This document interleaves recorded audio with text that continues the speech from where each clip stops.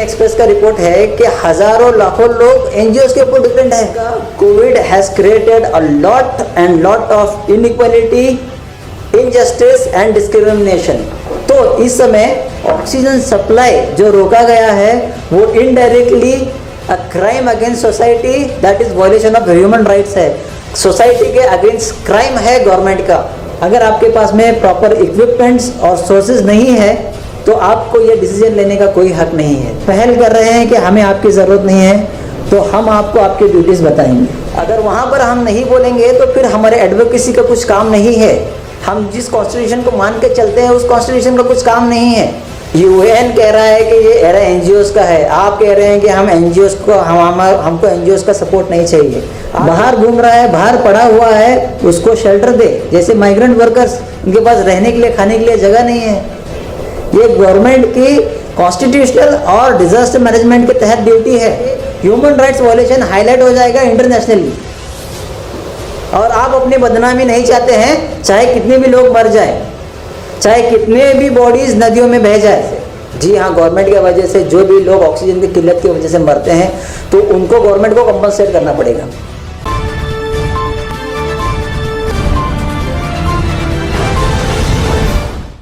अस्सलामु अलैकुम वरहमतुल्लाहि वबरकातुहू। मैं एडवोकेट वकार अहमद। आज जो करंट सिचुएशन चल रहा है, जो एनजीओस के ऑक्सीजन सप्लाई बंद होने पर और डिजास्टर मैनेजमेंट जो गवर्नमेंट ने अप्लाई किया है, उसके तहत लीगल व्यू पेश करना चाह रहा हूँ। तो सबसे पहले हमें ये समझने की ज़रूरत है कि ये जो करंट लॉकडाउन हुआ है, करंट पैंडमिक है कोविड, वो किस लॉ के तहत अप्लाई किया गया है। पहले तो वो डिजास्टर मैनेजमेंट एक्ट 2005 और एपिडेमिक डिसीज एक्ट के तहत अप्लाई किया गया है। एपिडेमिक डिसीज एक्ट अभी 2020 में रिसेंटली अपडेट किया था कर्नाटका में। तो डिजास्टर मैनेजमेंट एक्ट के जो मेन चेयरपर्सन हैं वो प्राइम मिनिस्टर होते हैं, जो अभी फ़िलहाल में नरेंद्र मोदी जी हैं, और इसका एडमिनिस्ट्रेशन जो भी चलाते हैं वो मिनिस्ट्री ऑफ होम अफेयर्स से चलता है, जो के लीड करते हैं होम मिनिस्टर यानी अमित शाह जी। तो कुल मिला के अभी जो डिजास्टर मैनेजमेंट की जिम्मेदारी है वो प्राइम मिनिस्टर और होम मिनिस्टर के ऊपर है। तो देखिए, जैसे कि इन्होंने डिजास्टर मैनेजमेंट एक्ट में इस कोविड को कंसर्न करके अप्लाई किया है, तो कौन से सेक्शंस लिए गए हैं और कौन से सेक्शंस एग्जाम किए गए हैं वो थोड़ा हाईलाइट करना ज़रूरी है।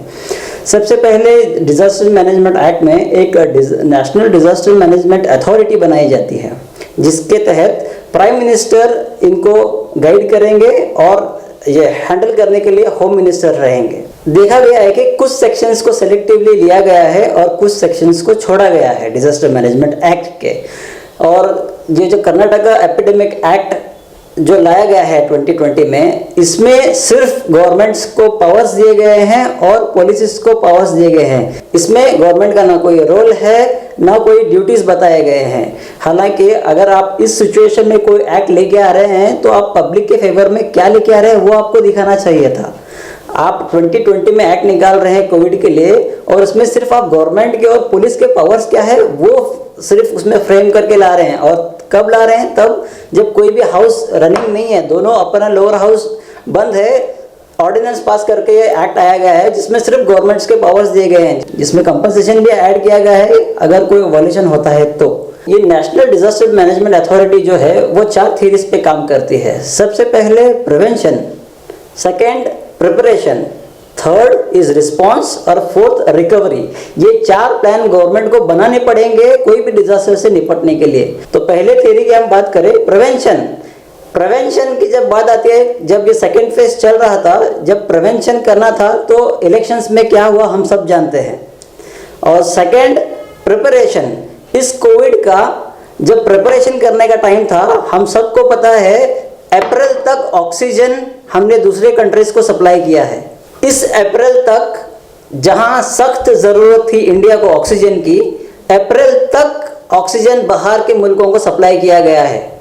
ये पूरा प्रोसेस कमर्शलाइजेशन के ऊपर चल रहा है। ये एक्सपोर्ट्स ऑफ ऑक्सीजन क्लियरली बताता है इंडिया में ऑक्सीजन की ज़रूरत होते हुए, इंडिया में ऑक्सीजन की कमी होते हुए भी ऑक्सीजन बाहर सप्लाई किया गया है। और उसके बाद बाहर देशों से ऑक्सीजन भीख के तौर पे लिए गए हैं। हालांकि इंडिया के पास ऑलरेडी इतना ऑक्सीजन था कि वो अपने आप से निपट सकते थे, उतने ऑक्सीजन प्लांट्स थे, बट उसका प्रिपरेशन कोई भी नहीं हुआ है। गवर्नमेंट जब कोई एक्ट पकड़ती है, नेशनल डिजास्टर मैनेजमेंट एक्ट अभी इसके सेलेक्ट किया है एपिडेमिक के लिए, कोविड के लिए, तो उसको पूरी तरीके से इंप्लीमेंट करना है। अब जब प्रिवेंशन की बातें आती है तो आप इलेक्शंस में बिजी होते हैं, और इलेक्शन से कितना नुकसान हुआ है ये सबको पता है, बताने की जरूरत नहीं है। जब प्रिवेंशन की बात आती है तो आप जो इक्विपमेंट्स है आपके, वो आप बाहर एक्सपोर्ट कर रहे हैं, तो टोटली आप ये मैनेजमेंट एक्ट जो आता है उसको भी कमर्शियलाइजेशन के ऊपर चला रहे हैं आप। तो आप थोड़ी चीजें सेलेक्ट कर रहे हैं और थोड़ी चीजें छोड़ रहे हैं। तो इसके बाद थर्ड जो थ्योरी आती है, इसका रिस्पॉन्स, जो एपिडेमिक इतने हाई लेवल पे गया है तो उसका रिस्पॉन्स कैसा रहेगा, ये थ्योरी रहनी चाहिए गवर्नमेंट के पास में। और उसका कोविड के बाद रिकवरी प्लान, जो भी लोग तकलीफे से झूल चुके हैं, जो भी अपनों को गंवाए हैं, उनको आप कैसे रिकवर करा के, जो भी बिजनेस फेलियर हुआ है कैसे आप इकोनॉमी को ऊपर लाने के लिए क्या हेल्प करेंगे, ये 4 प्लान्स के ऊपर ये नेशनल डिजास्टर मैनेजमेंट एक्ट चलता है। जो नेशनल डिजास्टर अथॉरिटी रहती है ये 4 प्लान्स के तहत चलती है। आज आप कोई भी मीडिया हाउस को गवर्नमेंट की 4 पॉलिसी आप पूछे, कोई अगर बता सकता है तो बताइए। देखिए, आप अगर कोई एक्ट समझ रहे हैं, इसको इम्प्लीमेंट कर रहे हैं, तो उसकी एक्ट के डिटेल्स आपको क्या बता रहे हैं, आपको पूरी तरीके से इम्प्लीमेंट करना होगा।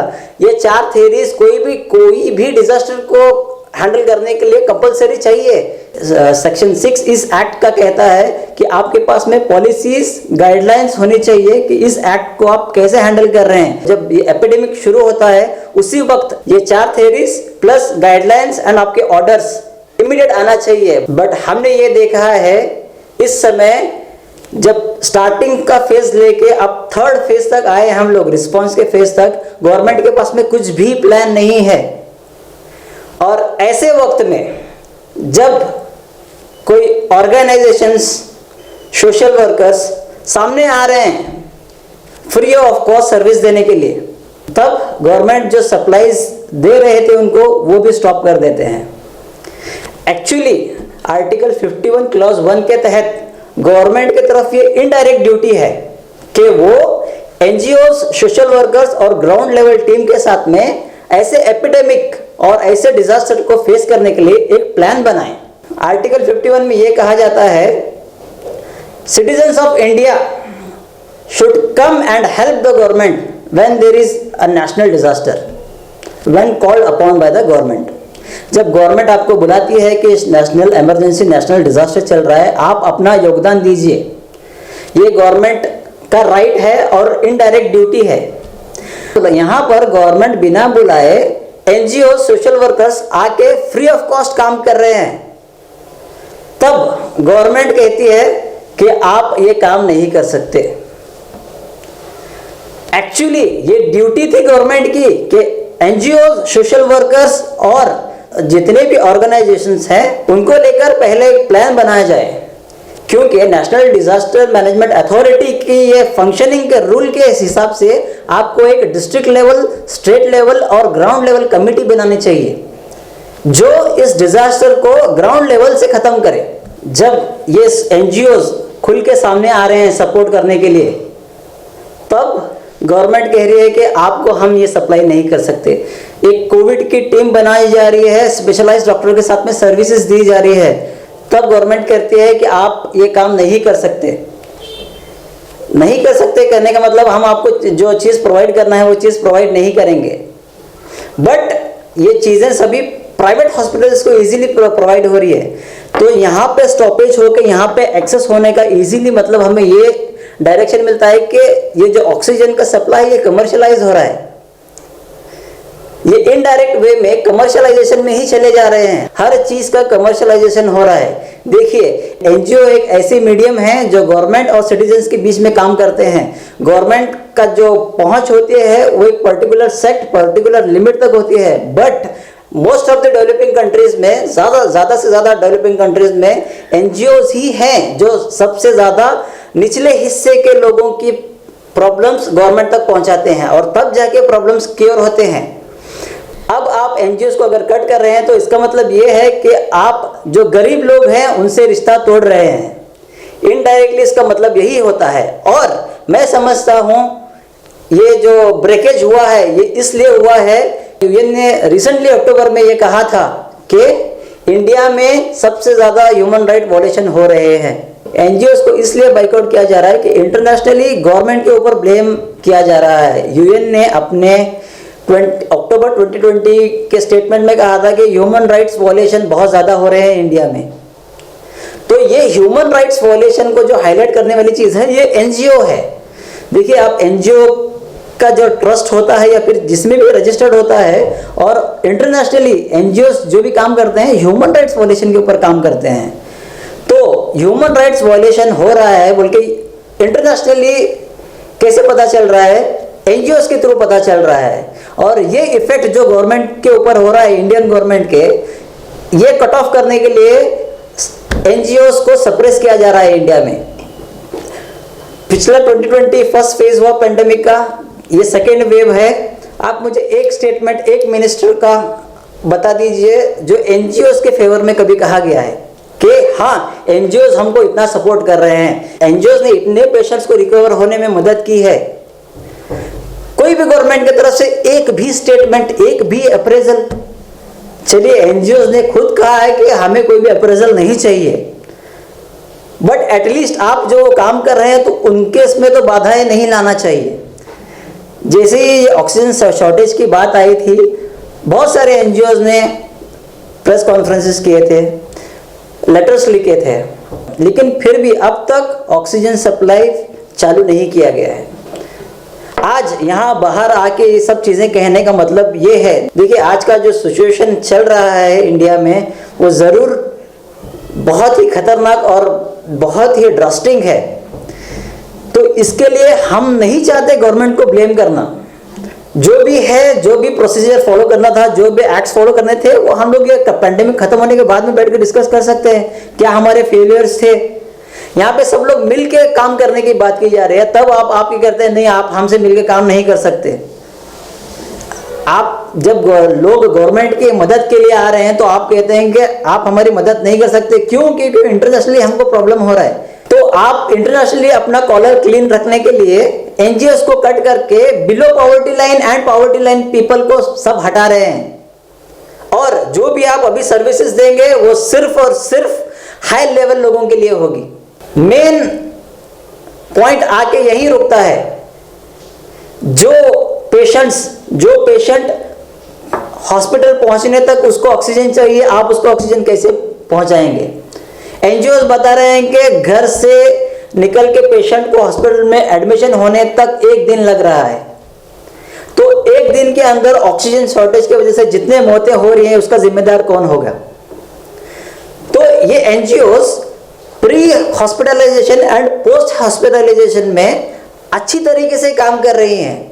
हम नहीं कह रहे हैं कि पेशेंट्स को घर पे ही रख के ट्रीट किया जाए अगर वो किसी भी हालत में हो, बट पेशेंट जब तक हॉस्पिटल पहुंच रहा है, हॉस्पिटल की क्यूज एंड उसके एडमिशन प्रोसेसेस में 1 दिन लगा जा रहा है पूरा। और मेट्रो सिटीज में तो 2-2, 3-3 दिन से 4 दिन से लोग गाड़ी में बैठे हुए हैं। तो वहां उनको ऑक्सीजन कौन पहुंचाएगा? और बेलगाम की ही बात करेंगे। बेलगाम के सिविल हॉस्पिटल में जैसे एनजीओस ने प्रेस कॉन्फ्रेंस करके बताया कि ऑक्सीजन सिलेंडर पेशेंट्स को बाहर से लाने के लिए बोल रहे हैं। प्रेस कॉन्फ्रेंस करके एनजीओस ने ये बात सबके सामने लाई थी। तो देखिए, इस हालात में अगर ऑक्सीजन सप्लाई रोका जाता है तो इनडायरेक्टली आप वीकर सेक्शन, जो भी गरीब लोग हैं उनको टारगेट कर रहे हैं। जो भी लोग प्राइवेट हॉस्पिटल में अपना इलाज कर सकते हैं वो वहां पे इलाज करके लेंगे, वहां पे उनको कितने भी लैक्स की बिल हो जाएंगे वो पे करके बाहर आ जाएंगे। बट जो गरीब है वो कहाँ पे जाएगा? सिविल हॉस्पिटल में कहा जा रहा है कि आप अपना ऑक्सीजन लेके आइए, और वहां पे सिर्फ बेड दिया जा रहा है, ऑक्सीजन बेड नहीं दिया जा रहा है। ये भी एनजीओस कह रहे हैं खुल के।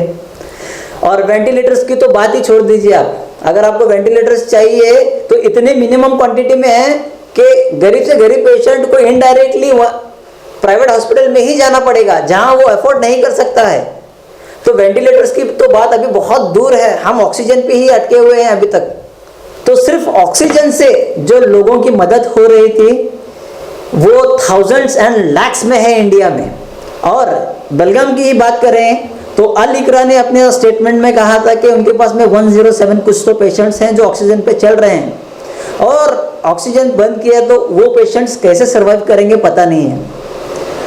और उनका ये भी कहना था कि जितने भी पेशेंट्स उनके पास में हैं विथ ऑक्सीजन बेड, और जो पेशेंट्स को वेंटिलेटर चाहिए उस पेशेंट्स को आप विथ ऑक्सीजन, जिसको ऑक्सीजन चाहिए तो विथ ऑक्सीजन बेड प्रोवाइड कीजिए, विथ वेंटिलेटर्स बेड प्रोवाइड कीजिए। इनको काम करने का कोई शौक नहीं है। देखिए ये अपना सब कुछ छोड़ के पब्लिक की मदद में लगे हैं। ये देखिए ये अपने डेली बिजनेसेस छोड़ के पब्लिक की हेल्प करने में लगे हैं, जो एक्चुअली काम गवर्नमेंट का है। ये बात वो नहीं कह रहे, मैं कह रहा हूं। उन्होंने जब भी स्टेटमेंट दिया है हम गवर्नमेंट के साथ मिलकर काम करेंगे बोल के दिया है, लेकिन आपको ये चीज हजम नहीं हो रही है कि ह्यूमन राइट्स वायलेशन हाईलाइट हो जाएगा इंटरनेशनली और आप अपनी बदनामी नहीं चाहते हैं, चाहे कितने भी लोग मर जाए, चाहे कितने भी बॉडीज नदियों में बह जाए। तो इस समय ऑक्सीजन सप्लाई जो रोका गया है वो indirectly a crime against society, that is violation of human rights है। सोसाइटी के अगेंस्ट क्राइम है गवर्नमेंट का। अगर आप सिविल हॉस्पिटल में जो भी फैसिलिटीज प्रोवाइड होना चाहिए तो प्रोवाइड कर रहे हैं तो एनजीओस को काम करने की जरूरत ही नहीं है। देखिए इंडिया एक हमारा डेवलपिंग कंट्री है, अभी डेवलप्ड नहीं है, और डेवलपिंग कंट्री में सबसे ज्यादा अहम रोल निभाने वाले एनजीओस होते हैं जो डेवलपिंग कंट्री को डेवलप्ड कंट्री बनाते हैं। तो आप आज ये डिक्लेयर कर रहे हैं, ये कह रहे हैं कि हमें एनजीओस की जरूरत नहीं है, यानी आप डेवलपिंग ही रहना चाहते हैं। यूएन के और एक स्टेटमेंट में कहा था कि 2021 एरा जो है वो एनजीओस का एरा रहेगा। यूएन कह रहा है कि ये एरा एनजीओस का है, आप कह रहे हैं कि हम एनजीओस को हमको एनजीओस का सपोर्ट नहीं चाहिए, आप कह रहे हैं हमें एनजीओस का सपोर्ट नहीं चाहिए। देखिए इनडायरेक्टली आप जो काम कर रहे हैं हमें हाईलाइट करना पड़ेगा। अगर गरीबों की और आम आदमी की जो आप दिक्कतें बढ़ा रहे हैं हमको सामने आके फेस करना पड़ेगा, फिर हमको सामने आके बताना पड़ेगा। देखिए इतना ये पेंडेमिक ऐसा नहीं है कि हम एक दूसरे पर ब्लेम गेम खेलते रहें। कोई भी लीगल फ्रेटर्निटी गवर्नमेंट को अपोज करने में बिलीव नहीं करती है, बट जहां पर कॉन्स्टिट्यूशन का वायलेशन होता है, ह्यूमन राइट्स का वायलेशन होता है, अगर वहां पर हम नहीं बोलेंगे तो फिर हमारे एडवोकेसी का कुछ काम नहीं है। हम जिस कॉन्स्टिट्यूशन को मान के चलते हैं उस कॉन्स्टिट्यूशन का कुछ काम नहीं है। इससे बेहतर है हम फिर घर पे बैठ जाए बिना एडवोकेसी के। सो बीइंग एन एडवोकेट, जो भी कॉन्स्टिट्यूशनल राइट्स वायलेशन हो रहे हैं, मैं चाहता हूं कि हम सब मिलकर काम करें उस पर। एनजीओस का इस वक्त चलना बहुत ही जरूरी है। वैसे तो नॉर्मल सिचुएशन में भी चलना जरूरी है, अब ये तो पेंडेमिक है, डिजास्टर है, ऐसे में आप एनजीओस को छोड़ के काम नहीं कर सकते, क्योंकि जो ग्राउंड लेवल एक्सपर्टाइज एनजीओस के पास में होता है, सोशल वर्क के पास होता है, उनका पर्सनल माहौल होता है, वहां वो जैसे काम कर सकते हैं आप काम नहीं कर सकते, कोई भी गवर्नमेंट काम नहीं कर सकती। और सेकंड पॉइंट एनजीओस को लेकर ये है कि आपने फॉरेन फंड्स जो भी एनजीओस को आ रहे थे, जो भी एनजीओस फॉरेन फंड्स के ऊपर काम कर रहे थे, वो फॉरेन फंड्स को रुकवा दिया है। इसका रिपोर्ट बीबीसी ने कवर किया कि Indian government is bringing such laws that are restricting the NGOs in providing in supplying the oxygen to the needies. आपको इसी वक्त क्या इतनी जरूरत महसूस हुई कि ऑक्सीजन पहुंचाने से भी ज्यादा आपको फॉरेन फंड्स जो आ रहा है उसको आपको मोनेटाइजेशन करना है? ठीक है, वो चीज फॉरेन फंड्स अलग रख के फिर भी एनजीओस काम कर रहे थे। इंडियन एक्सप्रेस ने क्लियरली स्टेटमेंट दिया था कि NGOs are helping the people not only through oxygen but emotionally, and thousands and lakhs of people are surviving because of this NGOs। Print media खुल के कह रही है, इंडियन एक्सप्रेस का रिपोर्ट है कि हजारों लाखों लोग एनजीओस के ऊपर डिपेंड हैं और वहां से रिकवर्ड हो रहे हैं। तो आप अगर एनजीओस को ब्लॉक कर रहे हैं तो इसका मतलब आप नहीं चाहते कि वो जो ग्राउंड लेवल पे गरीब लोग हैं उनका ट्रीटमेंट हो, लीगल वे में लिया जाए। तो इसका COVID has created a lot of inequality, injustice and discrimination. ये total violation of fundamental rights है, बट हम लोग ये चीजें लेके नहीं बैठ रहे हैं, क्योंकि ये पेंडेमिक हमको सब साथ मिलके झेलना है, साथ मिलके काम करना है। और जहां तक बेलगाम की बात है, n नंबर ऑफ एनजीओस काम कर रहे हैं और थाउजेंड्स ऑफ पीपल को क्योर कर रहे हैं, हेल्प कर रहे हैं। बहुत सारे पेशेंट्स खुद जो एनजीओ से फायदा ले रहे थे, खुद आके सामने वीडियोस अपलोड कर रहे हैं कि आप प्लीज इनका ऑक्सीजन सप्लाई मत कीजिए, हमको बहुत दिक्कत होगी। एक लेडी टीचर सेंट मैरीज के आगे सामने कह रहे हैं कि मैं अकेली लेडी हूँ, अगर मुझे एनजीओ ऑक्सीजन सप्लाई करना बंद कर देंगे तो मैं कहाँ जाऊँ। सिविल हॉस्पिटल तो ऑलरेडी फुल है। आप डेली न्यूज में देख रहे हैं कि वहां पर भी लोगों को कार में वेट करना पड़ रहा है अंदर एंट्री के लिए, वो भी सिर्फ बेड मिलने के लिए। ऑक्सीजन तो दूर की बात, ऑक्सीजन तो लाने के लिए बोल रहे हैं पेशेंट को। तो ऐसे वक्त में बेलगाम के इस हालात में आप अगर ऑक्सीजन सप्लाई बंद करते हैं तो बेलगाम की जो बिलो पॉवर्टी लाइन और पॉवर्टी लाइन में जो गरीब पब्लिक जी रही है, आप नहीं चाहते कि वो पब्लिक जिंदा रहे। अगर नहीं तो आपके पास में इन लोगों के लिए क्या सोल्यूशन है, आप सोल्यूशन बताइए। देखिए, एज ए लॉयर ये मेरी जिम्मेदारी है हाईलाइट करना कि आप कुछ एक्ट सेलेक्ट करते हैं इस डिसीज को फेस करने के लिए, तो उस एक्ट का पूरा तरह पालन हो, उस एक्ट को पूरी तरह आप एम्फसाइज करें। तो आप सेलेक्टिव सेक्शंस लेके हम लोग सेक्शंस बाकी के छोड़ देंगे, ऐसा नहीं होगा। क्यों? क्योंकि आपकी जो थ्योरीज चल रही हैं उसके हिसाब से आपको एनजीओज नहीं चाहिए, ऑर्गेनाइजेशंस नहीं चाहिए, ना ही इकोनॉमिक ऑर्गेनाइजेशंस चाहिए, ना कोई सोशल वर्कर चाहिए।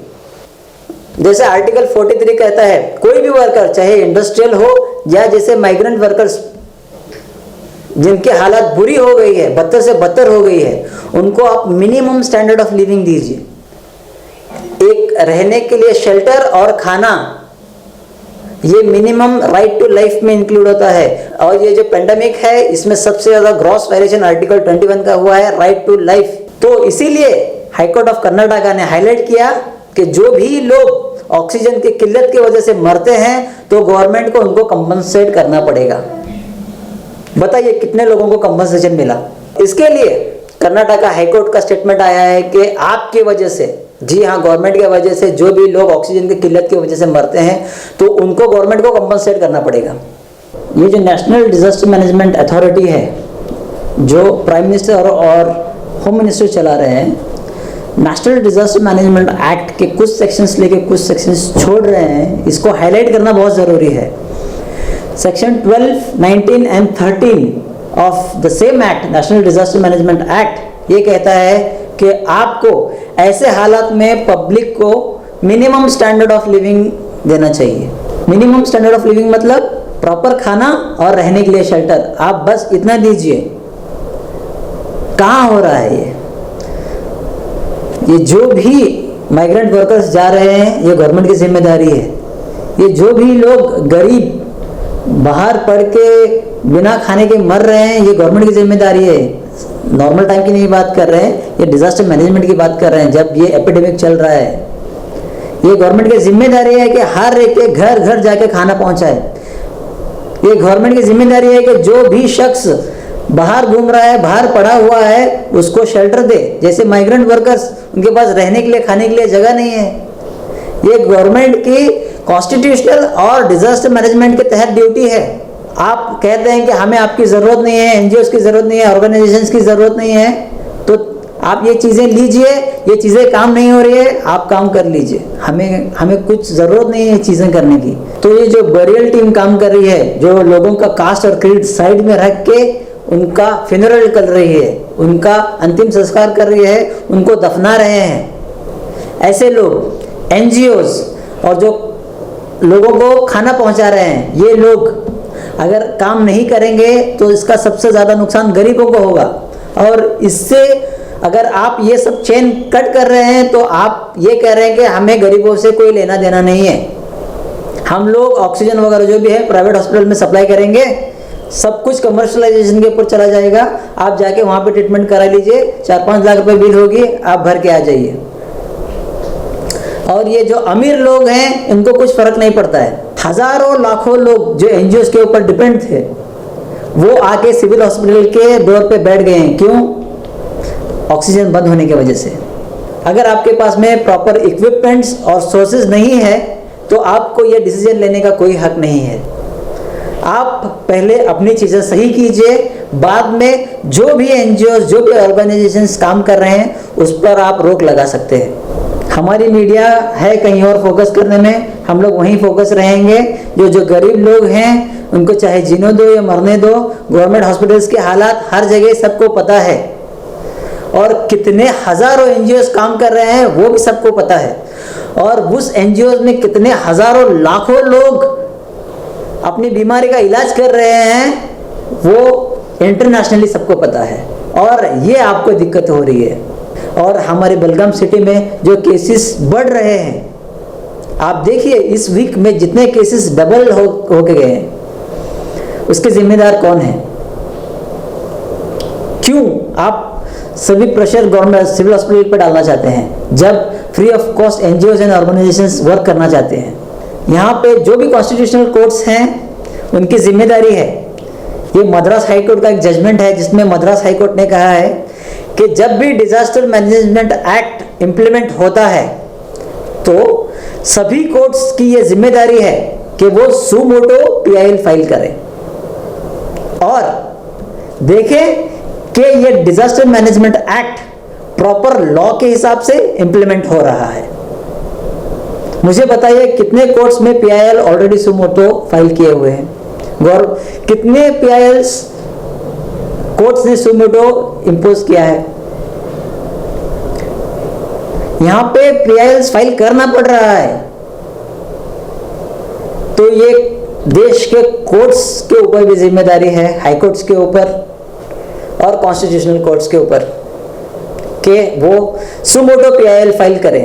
और डिजास्टर मैनेजमेंट के सेक्शन 13 के तहत ये भी कहा जा रहा है कि जो भी लोग डेप्ट में हैं, जिनको लोन रीपेमेंट करना है, आप उनको कंसेशन दीजिए, आप उनको टाइम दीजिए। क्या ऑफिशियल स्टेटमेंट्स है गवर्नमेंट के इसके ऊपर? और जब तक एनजीओज, ऑर्गेनाइजेशंस और गवर्नमेंट मिलकर काम नहीं करती, नेशनल डिजास्टर मैनेजमेंट अथॉरिटी के तहत आप इसको जीत नहीं सकते। कि जब तक हम लोग ग्राउंड लेवल के वर्कर्स को लेकर काम नहीं करते तब तक हम ये चीज़ नहीं जीत सकते, और जब तक इक्वल ट्रीटमेंट हम लोगों को नहीं दे सकते तब तक ये पेंडेमिक से हम बाहर नहीं आ सकते। जहाँ कहीं भी जो भी डिस्ट्रिक्ट्स में, जो भी स्टेट्स में ऑक्सीजन सप्लाई बंद हुआ है, वहाँ पे जल्द से जल्द एक मीटिंग करके एनजीओज और ऑर्गेनाइजेशंस के साथ गवर्नमेंट मीटिंग लेके प्रॉपर मैनेजिंग सोर्सेज के साथ सप्लाई किया जाए ऑक्सीजन। और खासकर बेलगाम डिस्ट्रिक्ट में हमारे डीसी साहब से ये रिक्वेस्ट है कि जो भी एनजीओज और ऑर्गेनाइजेशंस और कोविड केयर सेंटर हैं प्राइवेट भी, उनको ऑक्सीजन पहुंचाया जाए, क्योंकि बहुत सारे ऐसे एन नंबर्स ऑफ लोग हैं, थाउजेंड्स ऑफ लोग हैं जो आपके नज़र के बाहर हैं, जो सिर्फ एनजीओज और ऑर्गेनाइजेशंस देख सकते हैं। ये पेंडेमिक हमें साथ में मिलकर ख़त्म करना है, और हमें यहाँ बैठ के इस कैमरे के सामने गवर्नमेंट को ब्लेम करने का कोई शौक नहीं है। लेकिन अगर आप पहल कर रहे हैं कि हमें आपकी ज़रूरत नहीं है, तो हम आपको आपकी ड्यूटीज़ बताएंगे। इसी के साथ मैं अपनी बात ख़त्म करता हूँ। अस्सलाम वालेकुम।